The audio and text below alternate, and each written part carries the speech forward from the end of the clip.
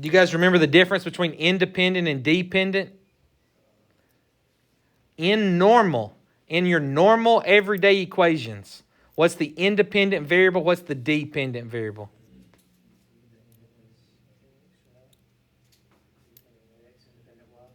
Independent is X. Dependent is Y. Think about it like this. When you get to choose any value you want, you get to choose the X. And you find out what you get when you plug X in for Y. X is the independent one. That's the one you get a choice in. The Y is the dependent one. Okay, it changes based off of what you plug in for X. So knowing that, look at this equation. What is the independent variable? What's the dependent variable? R is which one? R is dependent. Which one is independent? Theta is the independent. A is just going to be a constant that we get to choose that number. You guys really don't know independent, dependent? That's scary. I didn't spend enough time on functions, I guess. That's Algebra 1. Independent, dependent. So everybody got note A down? You understand what I want you to write for A? Independent is theta, which is the angle. Dependent is R, which stands for the radius. Select the play button for slider A and watch. So So you see how A is changing here? And you see as A changes, the circle is changing. So what do you notice? I couldn't hear that, sorry. Y'all whisper, I can't hear. Yes. As the number changes, the size of the circle changes. Right? So A affects the size of the circle. What else do you notice? The diameter is the same as the radius of the larger circle. Okay, now you're going way deep in this, but that's true. The A value actually represents the diameter of the circle being drawn. Okay, so when A is 10, you have a circle with a diameter of 10. When A is 3, you have a circle with diameter of 3. So that's true. But again, you're way in the future for what else I want you to notice. Anybody else notice something? There's one more thing I really want us to notice here. When A is negative, it's in the second, third quadrant. Yes. When A is negative, we're on the left of the y-axis. Or as Ty said, we're in the second and third quadrants. When A is positive, we're on the right of the y-axis. And those are the things I really want us to notice. That's all of them, including Jack's next level one. All right, we'll get there in a second. Any questions about any of those things? Do they all make sense? Do I need to read it out loud again? Let me read what I've said. Everybody's good? Okay, so the play is over. Move the slider A to graph the following equations. So what if I had 5 cosine theta? So I want you to trace that graph on your polar graph they've given you there. What are the main things that are important?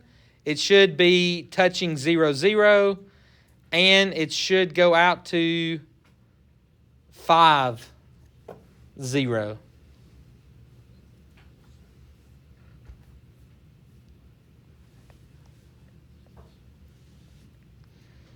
And the rest of it, just do the best you can to make a circle. Those points are not going to be the points that define you.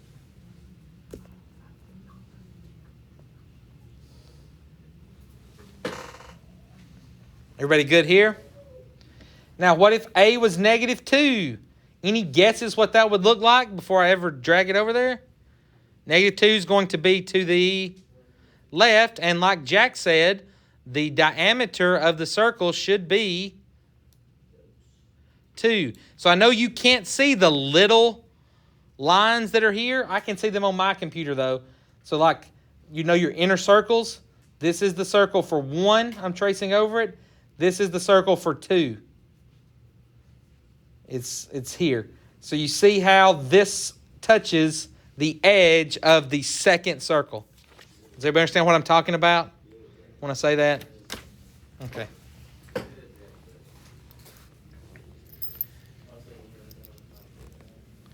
What similarities do you notice between the two graphs? There's one thing in particular they're looking for. They do both go through 0, 0.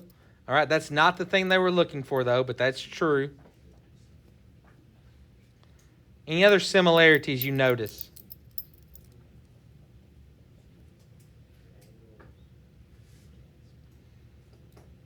I was really proud of first period. They got it this morning.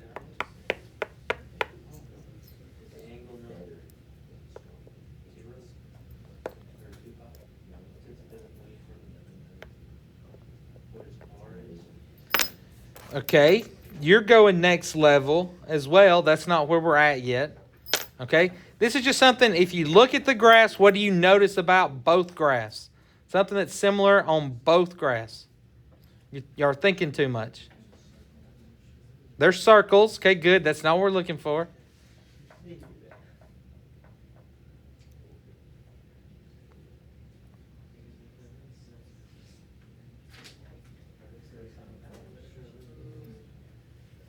What else? Just keep word vomiting. Just keep throwing stuff out that you notice. They're both cosines, okay? Did you notice that from the graphs? That's impressive.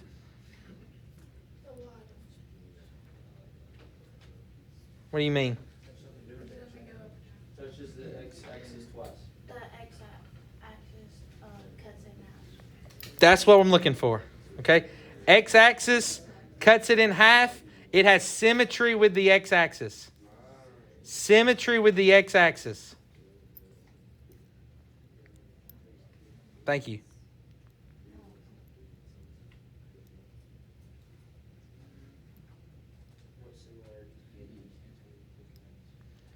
What differences do you notice?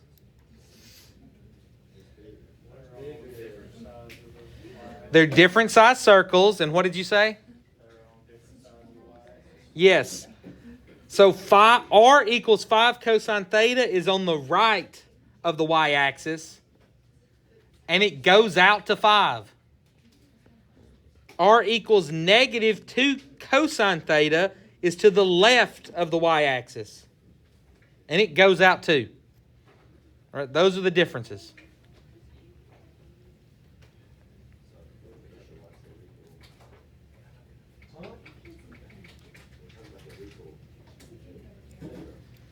Everybody good with that? Try 3. What are the ordered pairs of the point that is furthest away from the pole? And the pole in this case is the origin. What's the ordered pair in polar form of the point that is furthest away from the pole? So first, what about for 5 cosine theta?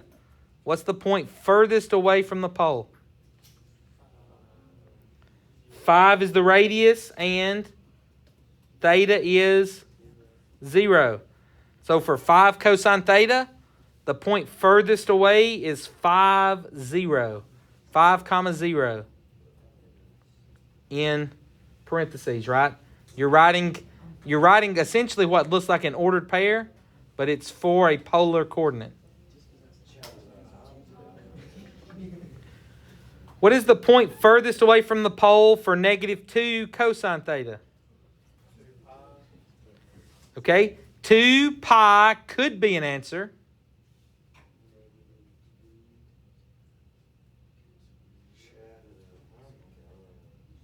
What's another possible answer?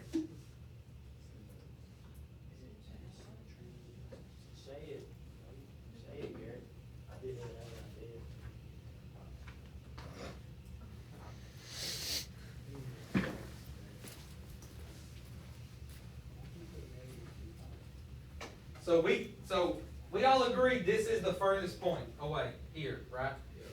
Who gave the answer we have? Is it Ty? So to get Ty's answer, we went right to, and then we rotated pi to get to that furthest point. What's another way we could get to that point? I could make the radius be -2, which starts me over here, and then rotate nowhere, 0. So another way to write that polar coordinate is -2, 0. Does that make sense? Do I need to write this stuff down? Or are we okay with me doing this? I don't love doing a lesson auditory like this, but it's the best way I know to do this with me having to control this. So stop me if you need me to go over something. Now, what I do want to show is think about your cosine wave that we graphed in Unit 2. Okay? Where did a cosine wave begin? At 0, 1. It started at a peak, right? Or started at a valley, and then it went down to a valley here, back up to a peak. Where did it reach its peak? So, like, what's the x value here? 0. And where did it reach its valley?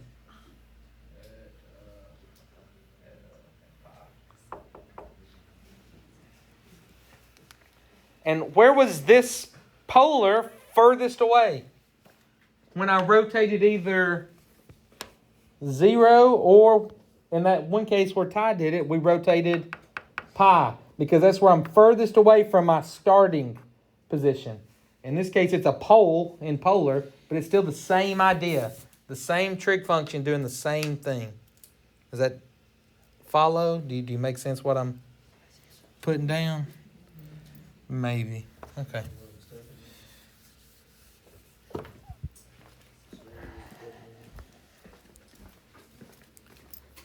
Okay, let's look at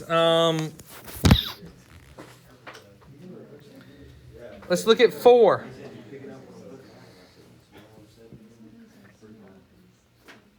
Four says, turn off the graph for r equals a cosine theta. Turn on the graph for r equals a sine theta. And let's watch the slider play.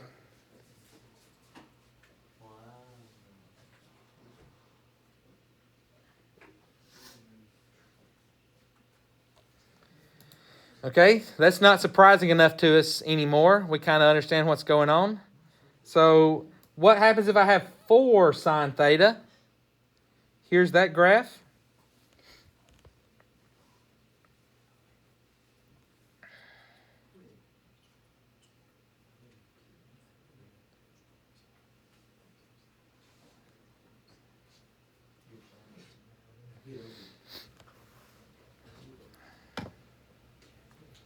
And then -3 sine theta.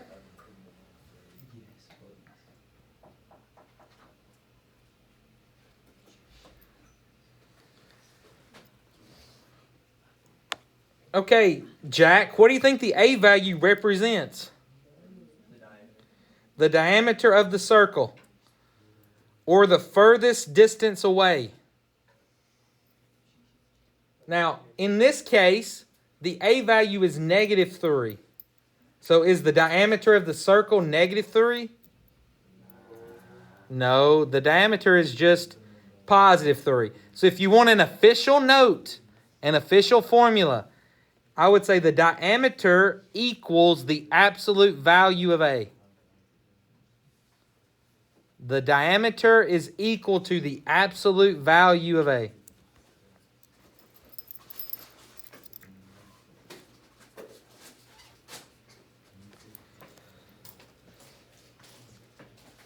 So how do circles that have sine in their equation differ from those that have cosine in their equation?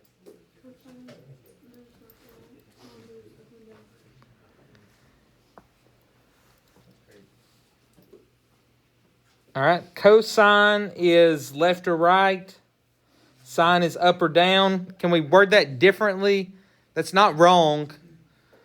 Cosine is horizontal while sine is vertical. Okay.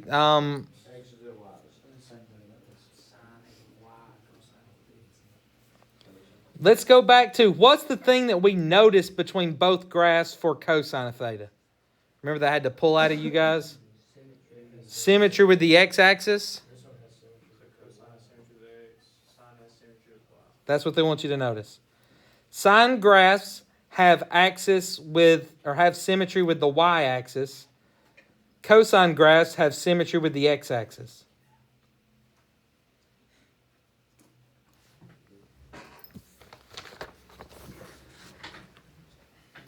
So, why is this? Well, think about this a value. When the a value is positive, where did the sine graph draw? The sine graph drew in quadrants 1 and 2. When sine graph the a value is negative for sine graph, it's going to draw in 3 and 4. Where is the sine graph positive? Let me take that back. Think about your sine function. Forget polar for a second. Think about your 4 quadrants.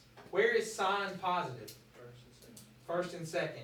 And so when the a is positive, sine is in those 2 quadrants. When a is negative, it's in these 2. Think about your cosine graph for a second. So in polar, the cosine graphs are drawn in either quadrants 1 and 4 or 2 and 3. Think about your cosine function. So forget polar. Where's cosine positive? Where's cosine negative? 2 and 3. Okay, so the circles stay in those quadrants, stay paired together. So that may be a way to help you remember as you're doing this. Oh, I've got to graph a sine one. Where should a sine one be? Should it be here or there? Should it be on the y-axis or the x-axis? So maybe that makes a little sense. Okay. Give the ordered pairs in polar form for the point furthest away from the polar origin. So what about for r equals 4 sine of theta? What's the polar coordinate for the point furthest away? 4 pi over 2. That is correct.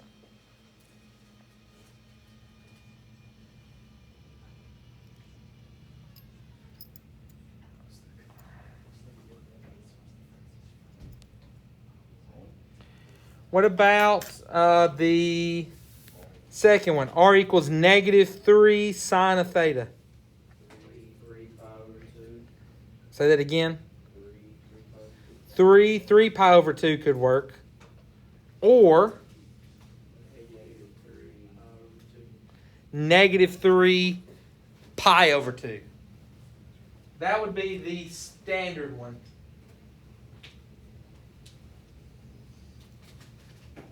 Right? Negative 3 puts me starting here. And then pi over 2 would rotate me only to this position. Right? From your starting point.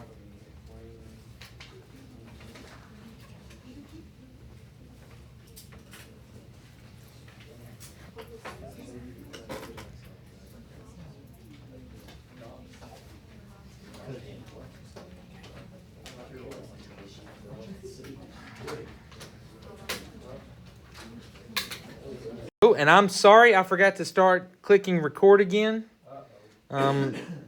We are just finishing our last graph for r equals 3 cosine of 4 theta. So hopefully if you're following along for the first time, you've pulled up that website and you're doing this on your own. My bad. Sorry, Trey. So if I look at number 8, how can you tell from the equation how many petals there will be? And I heard you guys giving some answers for this. From the equation, how do you know how many petals there are? If n is even, there are 2 n petals. There are double the amount from that number. What about if n is odd? If n is odd, there are n petals. So that needs to be your note on 8. If n is odd, there are n petals. If n is even, there are 2 n petals.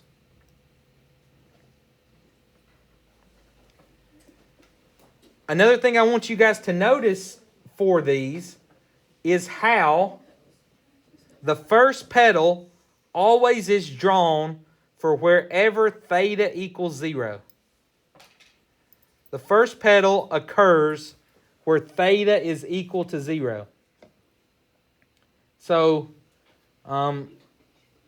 again, if you look at 3 here, right, when n was 3, notice how the first petal is here where theta is equal to 0.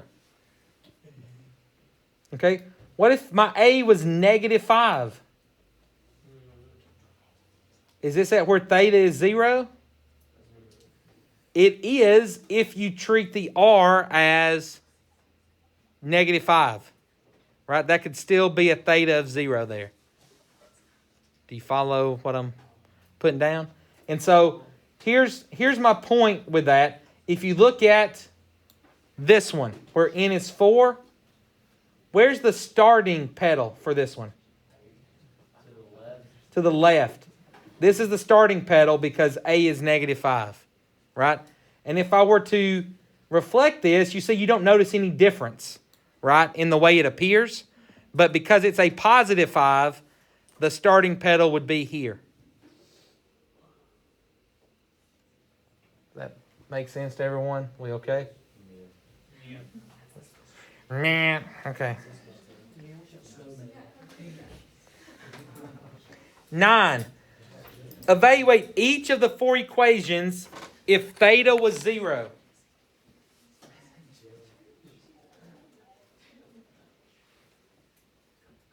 So if theta was 0, that's really talking about where do I begin? Right? Theta being 0 is the beginning of my rotation. So look at the first equation. 5 cosine of 3 theta. Well, what if theta was 0? What's 3 times 0? What is cosine of 0? So remember, I've rotated nowhere, so I'm here. Cosine is the x value. So the x value here is 1. So cosine of 0 is 1. And 5 times 1 is 5. So when theta is 0, my beginning point is at 0, 5. That's the beginning point. Yeah, that's what I meant. 5, 0. My fault. My bad. Look at the next one. -4 cosine of 5 theta. Plug in 0 for theta. What's going to happen? 5 times 0 is 0. Cosine of 0 is 1. 1 times -4 is -4, which means your starting petal is at -4, 0. That's the point. That's the point. So what would you get for the third one? 5. And the fourth one? 3. So you're starting at the end of each of those petals. And you'll see more of this as you work the problems on Canvas. It does a really good job of laying that part out from where these begin and how they rotate. Well, we'll get there when we get there. 10. Turn off the graph for r equals a cosine of n theta. What do you guys think is going to happen when I look at this graph? R equals a sine of n theta. What's going to be the differences? Like, look at this one. Let me get one. Where the first petal is. Where the first petal is. So, like, look at this one. The first petal started here. So what's going to happen when I turn on the sine graph with the same values? First petal is going to be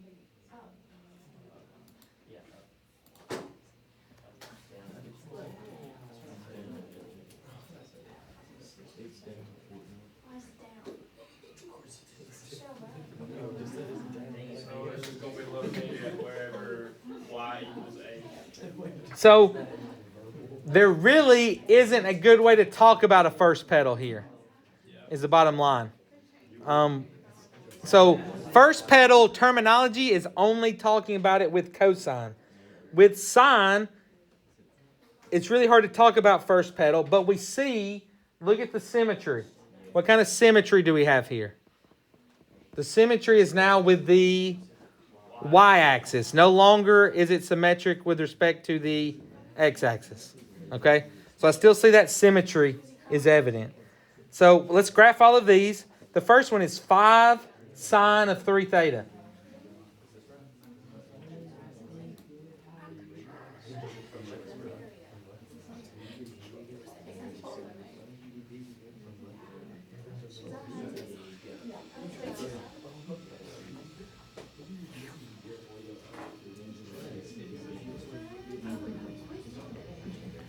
Okay.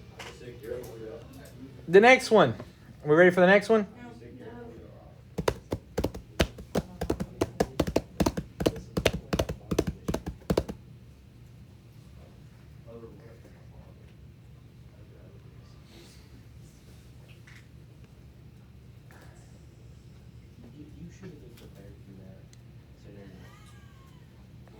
Okay, we ready for the next one? 3 sine of 5 theta.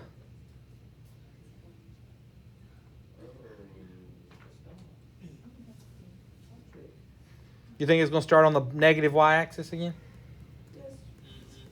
We'll talk about where they start in a second. Let me get that pulled up.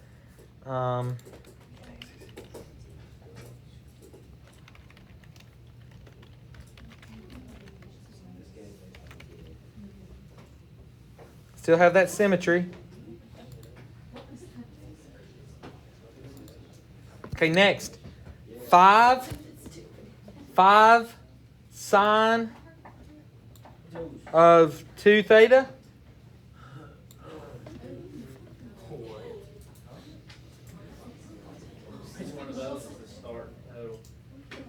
Which one is the starting pedal? This one. Again, I'm fixing to show you. Just give me just a second. I didn't explain this to my other class, but I think I'm understanding more of it now than I did when I taught it first period. So I'm going to try to see if I can tie it to one of these lessons.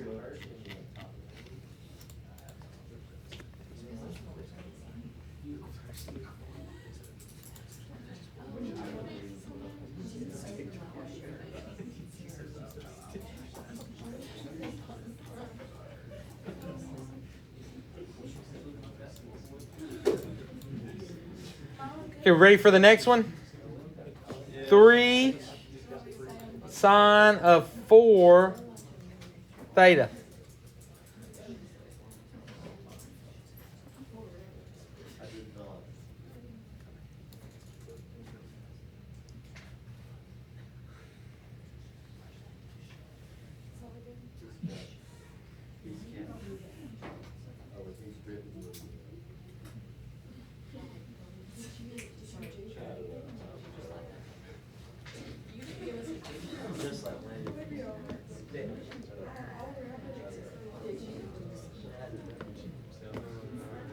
Okay, we got those drawn? Okay, look at this. Look at this one. This is from the Northeast assignment. So I've got 4 sine of 2 theta as theta changes, right?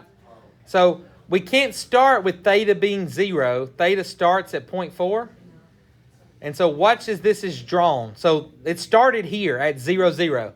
Right? That's the difference. Sine starts at 0, 0. Think about your sine wave. Sine wave goes through the origin.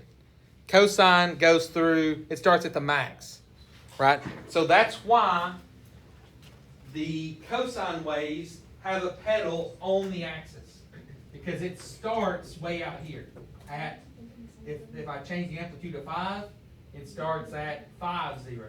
Whereas sine starts at 0, 0. And then as the theta grows, right? That's what the A is here. The A is theta on Northeast. Watch as the shape is being drawn. So I'm on number 3 from homework 1, part 2. Okay, as I draw this, you see there it completes its first pedal, its second pedal, its third pedal, and it's fourth pedal. And it completes the cycle. So these questions are super easy on Northeast. So what does alpha have to be in order to complete the drawing? It must be that. Okay? Now, like this one's different. Look, this is a sine graph. So you see we're here. And see, look, the answer here is not all the way out. Do you see the difference? Where did I finish the drawing? I finished the drawing. Yeah, essentially it's a pi. You don't have to be exactly pi. You just have to be close and it'll work. Do we have a cosine? That's sine. That's sine. That's sine.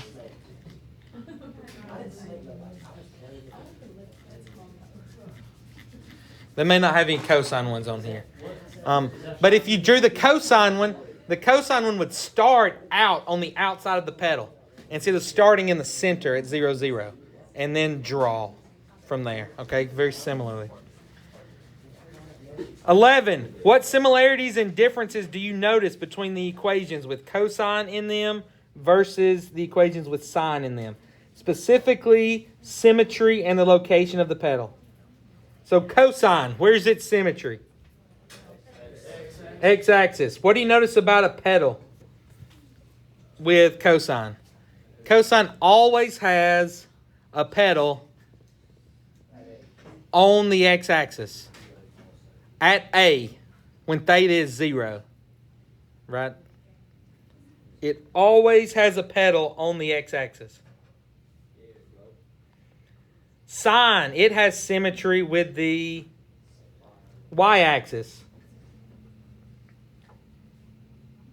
Does it always have a pedal on the y-axis? No. When did it have a pedal on the y-axis?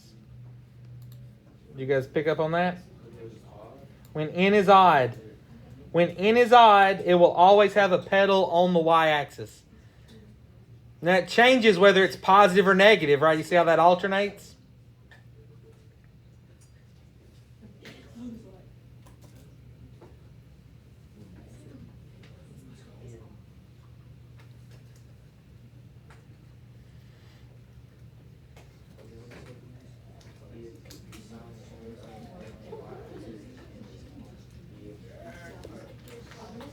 Okay? For each of the 4 graphs, how can you determine the angle made between the pedals? Like the angle between this pedal and this pedal. How can I find the angle? Okay. We don't have to draw triangles. I heard it. I think I heard it. 360 divided by the amount of pedals. That's it. 360 degrees divided by the number of pedals there are. So it's not divided by n, right? Because like right here, n is 5, but there are 5 pedals. Right? So this time it's divided by 5. What happens when n is 6? There are 12 pedals. So you have to do 360 divided by 12 to find the angle between. Okay? Now, the teacher note tells me to say this, or 2 pi divided by the number of pedals, right? Because you're probably going to have to write it in radians in the end. But for our thought experiment, degrees is fine. All right, I'm going to put the notes up here for you guys to look at. And let me just tell you, as you're doing this, some of the Canvas assignments are very doable. Some of them are not. You can do parts of everything on 5.1 and 5.2. But there's some problems you still can't do on those. Okay, so I don't expect you to be completely done with those homeworks. But if you'll just look, you can see the ones that are like what we've went over. Okay, try to work those problems. It's like the beginning of 5.1 part 1. It's a lot of 5.1 part 2. And then the 5.2 part 3 is the, I'm sorry, not part 3. The 5.2 one, which is the third one. That's That's what I have in my head. 5.2, it has the complex plane in it that we've been doing. We've done nothing in 5.3, but you could still answer some of 5.3, but you don't have to. I'm going to teach that separately. Okay? But I would start working on some of them because there are several problems on each homework set. Like 5.1 part 1 has 20 something. 5.1 part 2 has 20 something. 5.2 I think has 20 something on it, maybe 30. And then 5.3 part 1 has 30 and 5.3 part 2 has 11. Okay? So I would start working parts of them.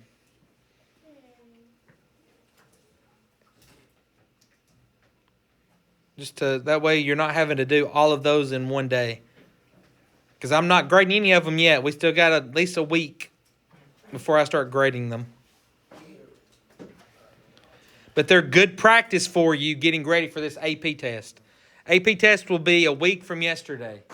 Right? So our AP test will be on the 23rd here. Our unit, let me say this better. Our unit 5 on Canvas AP test will be here. And then I still got to teach you 5.3 because the AP curriculum does not teach it, but Northeast wants me to teach it. It's very easy. Like it ties very well to what we're doing. So I'm going to teach that a day. Then we're going to start reviewing. I'm not going to be here on the 26th. So I'll probably give you the 26th as the Canvas day. April 26th. To work on. I hope you're done with 5.1 and 5.2 by then, because you'll already be tested on that kind of stuff. But the 5.3, there's you a day to work on that in class. Okay? Because I won't be here that day.